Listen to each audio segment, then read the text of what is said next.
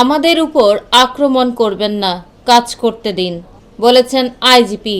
পুলিশের মহাপরিদর্শক আইজিপি বাহারুল আলম বলেছেন, আমাদের কাজ করতে দেন, অনুগ্রহ করে আমাদের উপর আক্রমণ করবেন না। আমরা তো সমাজ এবং দেশেরই লোক। কিভাবে সমাজে স্থিরতা আসবে, কিভাবে আমরা নিরপেক্ষ ও অবাধ নির্বাচনের দিকে যাব, আমরা যদি আস্থা না আনতে পারি, আমাকে কেন কাজ করতে দিচ্ছেন না? এটা তো টোটালি যুক্তিহীন একটা কাজ। এতদিন পর এখন তো আর আবেগতাড়িত হওয়ার কিছু নেই। পুলিশ তো মানুষের শত্রু নয়। এ জায়গাটায় দেশবাসীর কাছে অনুরোধ করি, আমাদের কাজ করতে দেন।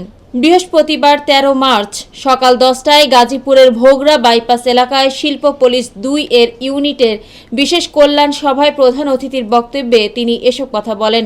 তিনি আরও বলেন, ৫ আগস্টের পর আমাদের কি অবস্থা ছিল আপনারা জানেন। আমাদের কিছু সদস্য যারা মোস্টলি সিনিয়র অফিসার, তাদের অতি উৎসাহ ও রাজনৈতিক আনুগত্যের জন্য পুরো পুলিশ কলঙ্কিত হয়েছে। সারা বিশ্ব এখন বলে যে বাংলাদেশ পুলিশ তারা এত নির্মম কিভাবে হলো। বাহারুল আলম বলেন, যখন কোনো পুলিশ সদস্য কিছু করে তখন অবশ্যই এর দায়ভার আমার উপর এসে পড়ে। আমার আত্মীয় স্বজনরা বলেন, তোমরা এগুলো ছাত্র জনতার আন্দোলন কি করেছ? আসলে আমাদের যা করার কথা ছিল আমরা কিছুই করিনি, বরং আমরা মানুষের বিরুদ্ধে গিয়েছি।